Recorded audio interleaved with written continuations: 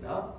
그런즉 우리가 무슨 말을 하리요? 은혜를 더하게 하려고 죄에 거하겠느냐? 그럴 수 없느니라. 죄에 대하여 죽은 우리가 어찌 그 가운데 더 살리요? 무릇 그리스도 예수와 합하여 세례를 받은 우리는 그의 죽으심과 합하여 세례를 받은 줄을 알지 못하느냐? 그러므로 우리가 그의 죽으심과 합하여 세례를 받음으로 그와 함께 장사되었나니 이는 아버지의 영광으로 말미암아 그리스도를 죽은 자 가운데서 살리심과 같이 우리도 또한 새 생명 가운데서 행하게 하려 함이라. 만일 우리가 그의 죽으심과 같은 모양으로 연합한 자가 되었으면 또한 그의 부활과 같은 모양으로 연합한 자도 되리라. 아멘. 죽음을 이기고 부활하신 그 주님의 평강이 우리의 가정 또 우리의 삶의 터전에 함께 하시기를 진심으로 소망합니다.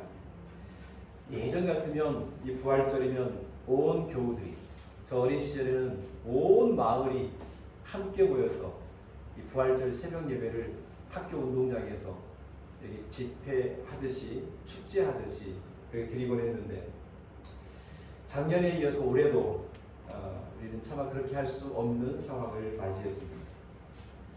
우리나라는 물론이고 미국과 유럽 또 남미 전 세계적으로 이 코로나19가 계속 확산되고 있고, 그로 말미암아 죽어가는 사람이 너무나도 많기에 그저 웃고 떠들며 축제와 같은 부활절을 드리기가 참 어려운 지경입니다. 인류 최악의 전쟁은 세계 2차 대전입니다. 군인과 민간인을 합쳐서 5천만 명 이상이 죽었다고 합니다. 그런데 이 2차 전쟁 이후에 가장 많은 사망자를 기록하고 있는 것이 우리가 알고 있듯 코로나19입니다. 어제 4월 3일 WHO 발표에 의하면 코로나19로 인한 전 세계의 사망자가 282만 명이 넘었다고 합니다. 이거는 1년 정도에 이렇게 많은 사람이 죽어가는 것은 전쟁보다 더 빠른 증가 속도를 보이고 있어서 2차 대전보다도 더 심각한 지경이다라고 말합니다. 그러기에 지금 어쩌면 우리는 소리 없는 전쟁을 치르고 있는 중입니다. 가족들과 작별 인사도 채 나누지 못하고, 손도 잡아보지 못하고, 장례 절차도 간소하게 생략하여 속절없이 세상을 떠나는 모든 이들, 그리고 그들을 바라보며 아파하는 가족들이 지금도 전 세계적으로 보면 수십억의 사람들이 존재하는 거죠. 그러기에 이 부활절을 우리만 부활의 기쁨으로만 만족할 것이 아니라 기쁨을 누리지 못하고 아파하는 이들을 생각하며 그들을 위하여 기도하는 우리가 되어야 할 것이고, 우리도 이 부활절을 지내면서 부활일로 말미암아 얻은 새 생명을 가지고 우리가 어떻게 살아가야 하는지를 진지하게 고민하고 또 마음을 다잡고 삶을 반듯하게 하는 기회로 삼아야 할 것입니다. 부디 코로나 때문에 이런저런 슬픔과 어둠에 있는 분들에게 주님의 부활의 햇살이 임하기를 진심으로 소망하며 기도해 주시기를 부탁을 드립니다. 의사 피에르토 바르톨로라고 하는 분이 있습니다. 이분은 이탈리아 최남단의 섬 람페두사에서 난민들의 건강을 돌보는 의사입니다. 람페두사 섬은 어떻게 해서든지 유럽에 가고 싶어하는 아프리카 또 서아시아 난민들이 꼭 거쳐야 하는 관문과도 같은 곳입니다. 죽음의 사막이나 계곡을 통과하여 당도한 리비아와 튀니지에서 그들은 작은 목선이나 고무보트에 실린 채 검은 바다를 건너야 합니다. 이 과정에서 수없이 많은 사람들이 목숨을 잃고 소리도 없이 흔적도 없이 물속으로 사라졌습니다. 피에르토는 난민들의 건강을 체크하고 적절한 치료를 제공하고 혹 헤어졌던 가족들을 다시 만날 수 있도록 주선하는 일도 하고 있습니다. 그런데 그가 가장 힘들어하는 일은 시체가 되어 그 섬에 당도한 사람들을 해고하여 사인을 밝히고 기록하는 일이라고 합니다. 그가 쓴 책 소금 눈물이라는 책에 보면 가슴이 턱 막히는 이야기가 있습니다. 2013년 10월 3일에 벌어진 난민선 침몰 사건으로 인해 368명이 희생당했습니다. 그리고 겨우 8일 후인 10월 11일에 또 다른 조난사고가 일어났습니다. 몰타의 난바다에서 800명이 탄 배가 침몰했고 일부만 살아남아 람페두사에 도착한 것입니다. 사람들은 시리아 출신의 한 젊은이가 유독 피에르토의 눈에 띄었습니다. 그의 얼굴에는 기쁨도 안도감도 없었습니다. 그의 얼굴에는 오직 눈물, 근심, 어둠만 가득했습니다. 그의 아내는 9달 된 아기를 품에 안고 있었습니다. 어렵사리 입을 연 그는 자기가 겪은 참극을 털어놨습니다. 큰 파도에 배가 뒤집히고 수영을 잘하던 그는 9달 된 딸 아이를 자신의 옷 속에 밀어넣고 한 손으로는 아내를 붙잡고 다른 한 손으로는 3살짜리 아들을 잡은 채 등 헤엄을 치고 구조를 기다리고 있었습니다. 구조대가 바로 와주면 좋으련만 그들은 오지 않았습니다. 숨이 가빠지고 물결이 높아지고 물살이 거셌습니다. 모두가 함께 죽을 수도 있는 상황이었습니다. 마침내 하나를 선택해야 하는 상황이 다가왔습니다. 망설임 끝에 그는 독하게 마음 먹고 오른손을 펴서 3살짜리 아들이 자기 손에서 빠져나가게 했습니다. 아들이 천천히 멀어지는 모습을 그는 망연히 바라볼 뿐입니다. 그런데 아들의 손을 놓은 지 채 몇 분이 지나지도 않아 헬기가 그들을 구조하러 왔습니다. 그는 자신을 용서할 수 없다며 오열했습니다. 이 이야기는 우리에게도 왠지 남의 이야기처럼 느껴지지 않습니다. 우리는 7년 전 4월 16일에 벌어진 세월호 참사를 기억하고 있습니다. 모든 국민들이 지켜보는 가운데 304명의 소중한 생명이 바다 안에서 어디로 갔는지 사라졌습니다. 우리는 이 일을 결코 잊지 않겠다고 생명이 최우선 가치로 존중되는 세상을 만들겠다고 그들의 죽음이 헛되지 않게 하겠다고 다짐하고 결심했고 부르짖었습니다. 다소 나아진 부분도 있지만 우리 주변의 삶을 보면 우리 주변의 세상의 흐름을 보면 여전히 생명을 존중히 여기고 그 가치를 아름답게 만들고자 하는 노력이 너무나도 부족하다는 사실을 느끼고 공감할 것입니다.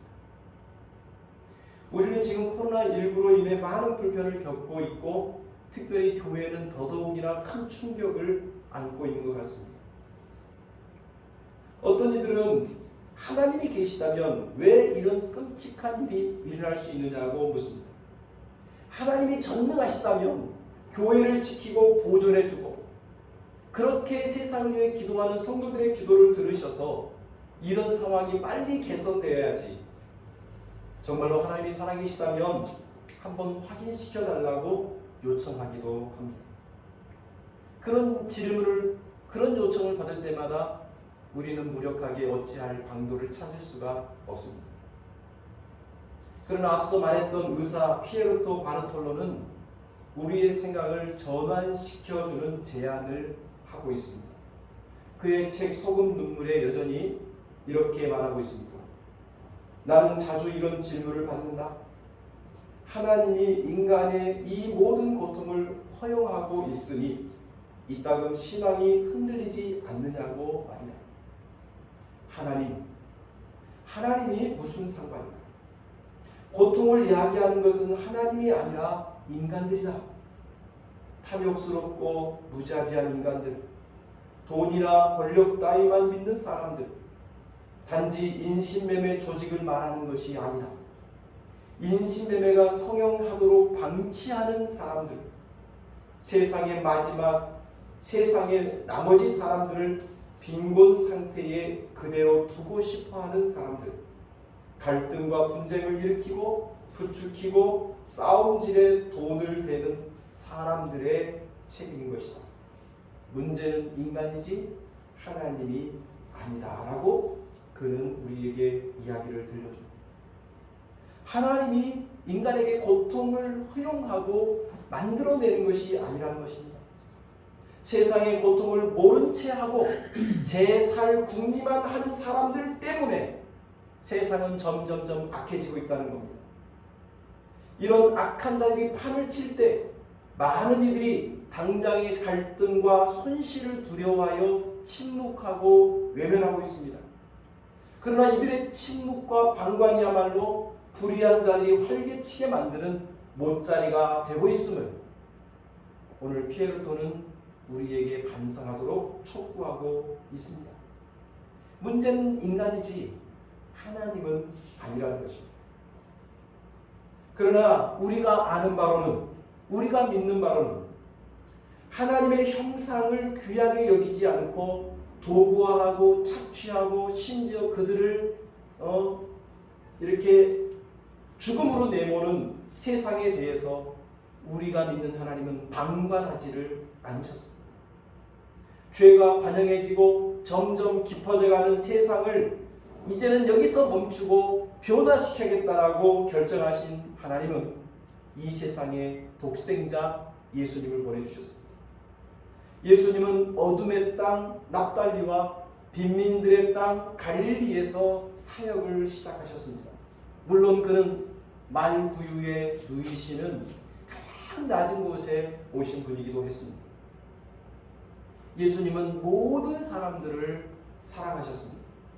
심지어 수많은 사람이 손가락질하고 죽어 마땅한 인생이라고 낙인 찍힌 사람들까지도 온 가슴으로 품어주셨습니다. 예수님은 그들을 사랑했을 뿐만 아니라 용서해 주셨고 그들에게 바른 길로 가도록 진리를 전파해 주셨습니다.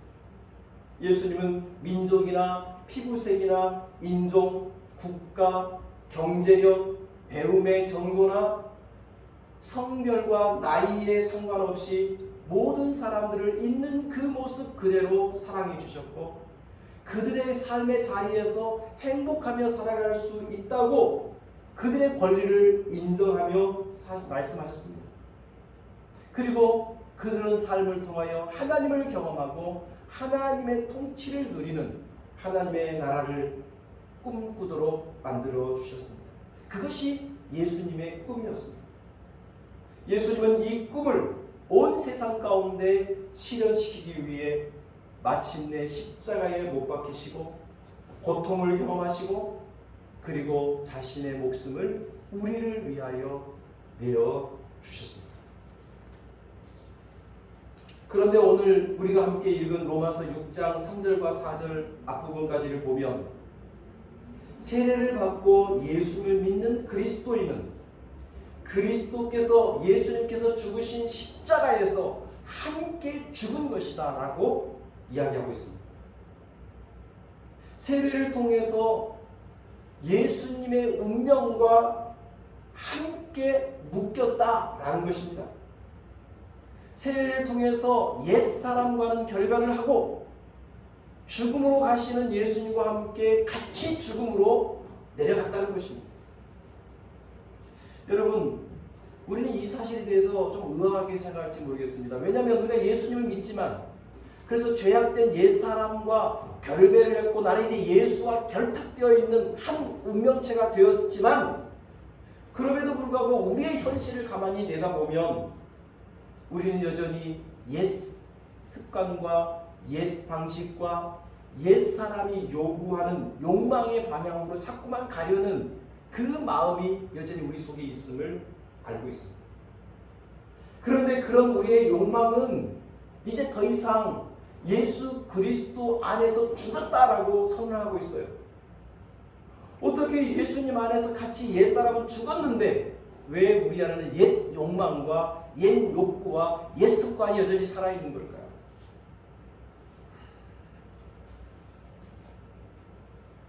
여러분, 우리가 자녀들을 아이들을 낳고 나면 이 아이들이 누굴 닮았습니까? 백발백중 엄마나 아빠를 닮죠. 이 아이가 엄마 아빠 싫다고, 엄마 아빠의 좋은 것은 좋은데 자라면서 엄마 아빠의 단점이나 약한 모습을 보면서 나는 이제 저런 아빠 모습, 엄마 모습 안 닮을 거야 라고 부정하고 부정을 하지만 알게 모르게 아이들은 엄마 아빠가 보여준, 엄마 아빠로부터 알게 모르게 배운 것을 그대로 갖고 살아갑니다. 그런 자신의 약점과 단점을 보면서 그래, 난 이제 죽었어. 나는 옛날 모습이 아니야. 나는 더 이상 옛 모습으로 살지 않겠어. 나는 오늘부터 새로운 모습으로 살겠어. 다짐하고 결단하지만 분명히 그렇게 결단했는데 여전히 우리 속에 그 잔재가 남아있음을 우리 자신도 우리 자녀들 보면서도 부정할 수 없을 겁니다. 그러나 여러분, 옛 모습 그대로 그냥 아무 생각 없이 살아가는 사람과 그런 나의 부족함과 약점을 단절하겠다고 결단하고 또 끊어내고 또 끊어내고 또 반성하고 또 자신을 가슴을 치며 이러면 안 되지 하면서 또 죽이며 살아가는 삶의 인생은 세월이 가면 갈수록 현격한 차이가 벌어지는 것입니다. 오늘 우리가 예수 그리스도와 함께 옛사람과 죽은 사람이에요. 그럼에도 불구하고 우리 속에 여전히 남아있는 옛 욕망과 습관은 우리 속에 잔재가 되어 있지만 그러나 매일 예수 그리스도의 죽음을 기억하며 나는 주님과 함께 새로운 삶을 살아가는 새 운명을 가진 사람이라고 계속해서 나 자신을 죽여갈 때에 우리는 하나님이 기뻐하는 모습으로 아름답게 변해갈 것이고 변해가고 있고 또 그렇게 될 것입니다. 한 걸음 더 나아가서 오늘 본문 말씀 4절 뒷부분과 5절을 보면 세례를 통해서 주님과 연합하여 십자가에서 죽음을 경험한 그리스도인은 주님의 부활과 함께 새 생명으로 연합된 자들이라고 표현하고 있습니다. 그러니까 주님의 십자가를 나의 십자가로 믿고 인정하는 사람들은 주님의 부활하심이 곧 나의 부활이라고 믿는다는 것입니다. 한마디로 말해서 이제 우리는 주님과 함께 죽고 주님과 함께 살아난 예수님과 꽁꽁 한 운명으로 묶인 운명 공동체가 된 것입니다. 이것을 성경은 그리스도와 연합했다라고 표현하고 있습니다. 주님의 십자가의 죽음과 십자가의 부활은 별개의 사건이 아닙니다. 우리와 관계없는 사건이 아닙니다. 이것은 한 운명으로 묶인 우리의 삶에서 동일하게 일어나는 현재 진행형으로 죽음과 부활이 우리의 생활 속에서 동시에 일어나야 하는 현재적인 사건이라는 겁니다. 따라서 주님을 따르는 그리스도인의 소명은 죄악으로 점철되어가는 세상에 오신 주님처럼 문제 많고 고민 많고 갈등 많은 이 세상 가운데서 외면하고 방관하고 도피하고 훌쩍 떠나 나 혼자 편하게 사는 것이 아니라 이 문제 많고 고민 많은 세상으로 우리도 자기 십자가를 지고 뚜벅뚜벅 걸어 나가는 것입니다.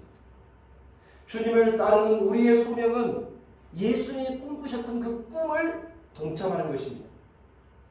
주님께서 모든 이들을 사랑하시며 그들의 있는 그 자체를 품어주시고 인종이나 민족이나 피부색이나 경제력이나 배움의 정도나 남자이건 여자이건 나이에 상관없이 모두를 존중하셨던 그 마음을 우리도 품고 누구를 대하든 주님 대하든 존중과 사랑으로 이 어둠의 세상에 기쁨과 희망의 씨앗을 뿌려가는 것이 바로 우리의 소명인 것입니다.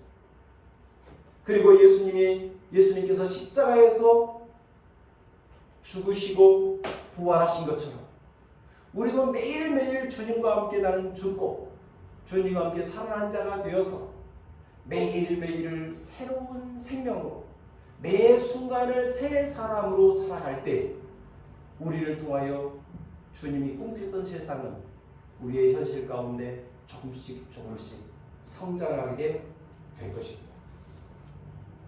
그렇다면 여러분, 우리가 새 생명 가운데서 행하고 그리스도와 함께 새 생명으로 살아간다는 것을 우리의 그냥 낭만적인 과거에 일어난 어떤 사건으로, 그리고 감성적으로 그렇게 소모해서는 안 되는 거죠.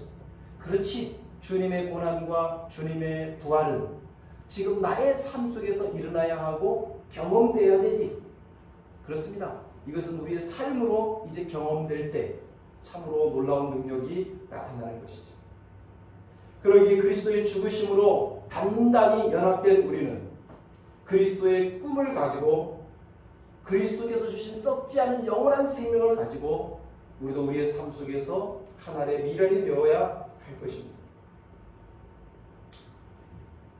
숙명여대 명예교수님으로 있는, 벌써 나이가 많으신데요, 김남조 선생님의 시집에 보면 낭비 없는 사랑이라는 19절이 있다고 합니다.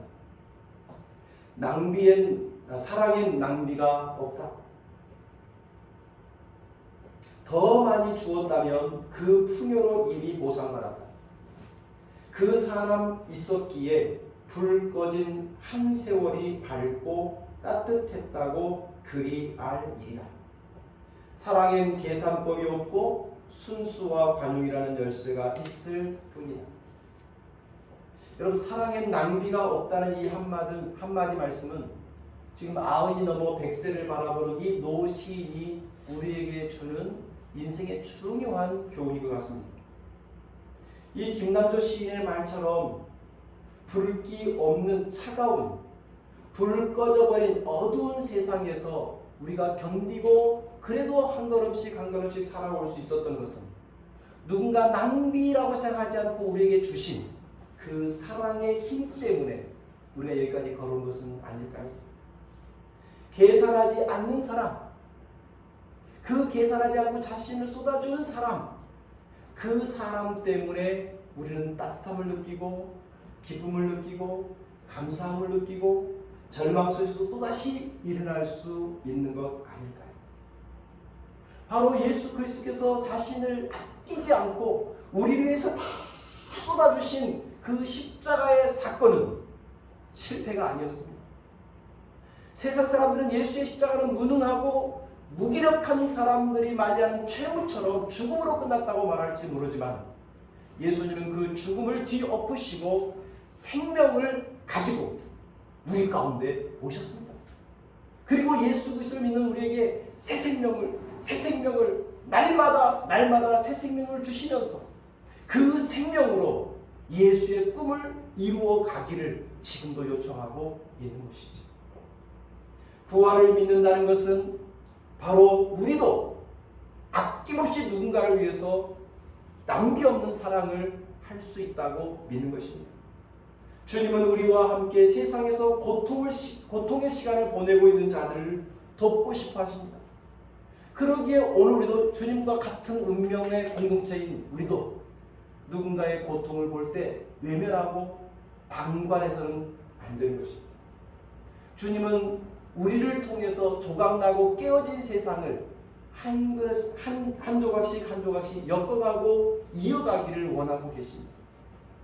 그러기에 분쟁하고 갈등하고 싸우는 사람들을 향하여 손가락질하면 너희는 어쩔 수 없어라고 외면할 것이 아니라 한 번 더 귀를 기울여주고 나로 인하여 그들이 전파될 수 있다면 기꺼이 한번 그 일을 해보리라고 참여하는 자가 되어야 할 것입니다.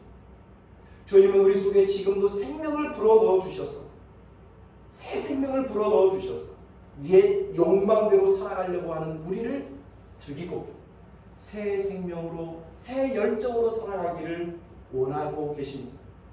그러기에 우리 자꾸만 옛 습관이 우리를 유혹하고 옛 삶의 방식이 우리를 끌고 있지만 그래 나는 주님과 함께 죽은 사람이고 이제는 주님과 함께 사는 사람이지 라고 믿고 부르짖으면서 옛 마음과 옛 삶을 날마다 정화하는 삶을 우리는 끝없이 살아가야 할 것입니다. 오늘 설교 서두에 이 람페두사의 의사 피에트로가 그랬던 것처럼 그 난민들을 돌보며 그들을 조금이나 도우려고 애쓰는 이 피에트로처럼 오늘 우리도 우리의 삶 가운데 내가 누군가에게 도움이 되고 내가 누군가에게 기쁨이 되고 나 때문에 누군가가 평안을 누릴 수 있었으면 좋겠다고 하는 이 마음을 절대로 꺼뜨리지 않기를 소망합니다. 내가 살아가는 동안 나 때문에 조금이라도 세상이 따뜻해지고 조금이라도 더 기쁨이 되고 웃음이 될 수 있도록 우리 조금 더 주님이 주신 새 생명을 아름답게 내뿜으며 살아가는 우리가 되기를 소망합니다. 그것이 주님이 주시는 부활의 새 생명으로 오늘도 살아가는 것입니다. 그렇게 되시기를 축복합니다. 기도하겠습니다. 하나님 아버지, 예수 그리스도와 함께 십자가에 못 박힌 우리는 옛사람에 더불어 죽고 이제는 주님이 주신 새 생명으로 살아난 존재가 되었다고 가르치고 있습니다. 주님의 고난과 주님의 부활은 나와 관계없는 사건이 아니라 지금 나의 삶 속에서 동일하게 이루어지고 경험되고 체득되어야 할 진리임을 깨닫습니다.